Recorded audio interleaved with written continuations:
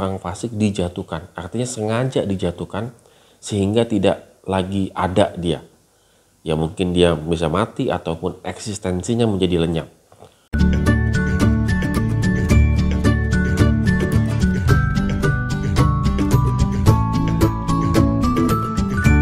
Shalom Good Readers, hari ini kita bersyukur karena Tuhan begitu baik dalam kehidupan kita. Dan kita akan kembali merenungkan firman Tuhan dari Amsal pasal 15 ayat 5 sampai dengan yang ke-7. Tetap semangat untuk membaca dan merenungkan firman Tuhan. Pada bagian ini Amsal memperlihatkan ada dua kata di ayat yang kelima, yaitu tentang rancangan dan tujuan.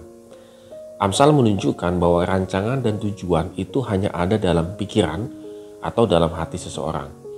Kalau kita punya rencana, biasanya kita agak jarang ya bicara kepada orang-orang di sekitar kita, apalagi itu rencana-rencana pribadi. Begitu juga dengan tujuan. Ketika kita melakukan sesuatu, kadang-kadang kita juga katakan tujuan kita, tetapi mungkin lebih seringnya tujuan itu kita simpan dalam hati begitu.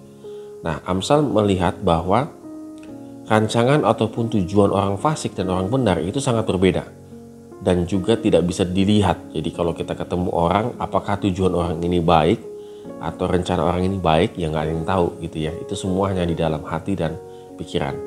Tapi baik itu rencana maupun tujuan itu akan terlihat ketika orang itu sudah mulai memperkatakan. Jadi artinya perkataan. Jadi kalau kita lihat di ayat yang ke-6 ada kata perkataan dan juga ada kata mulut. Yang ini menunjukkan tentang bagaimana dia mengungkapkan isi hati pikirannya. Jadi kalau ketika dia sudah mulai berbicara, maka dia sudah mulai akan menerangkan isi hati dan tujuan dalam pikirannya.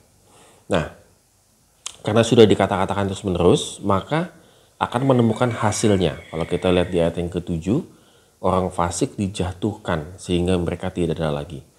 Jadi akhirnya orang melihat wujud daripada isi hati dan pikirannya gitu ya, rencana dan tujuan orang tersebut. Maka kita perlihatkan di sini di ayat yang ke-7, orang fasik dijatuhkan. Artinya sengaja dijatuhkan sehingga tidak lagi ada dia. Ya mungkin dia bisa mati ataupun eksistensinya menjadi lenyap. Sementara orang benar, ketika dia mengungkapkan tujuan dan juga rencana dalam kehidupannya, maka orang-orang di sekitarnya akan mendukung. Maka dikatakan, tetapi rumah orang benar berdiri tetap.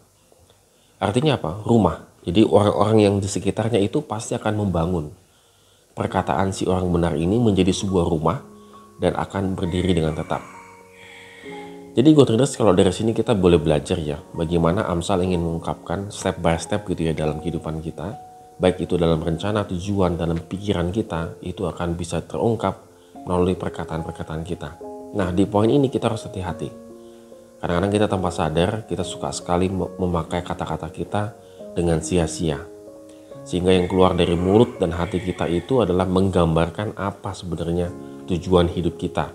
Kita mungkin tidak sadar gitu ya, tetapi sebenarnya itu menggambarkan tujuan hidup kita. Kalau perkataan kita itu selalu negatif, selalu pesimis, khawatir dan seterusnya, ya itu memang menjadi tujuan hidup kita. Tujuan hidup kita menjadi khawatir dan seterusnya.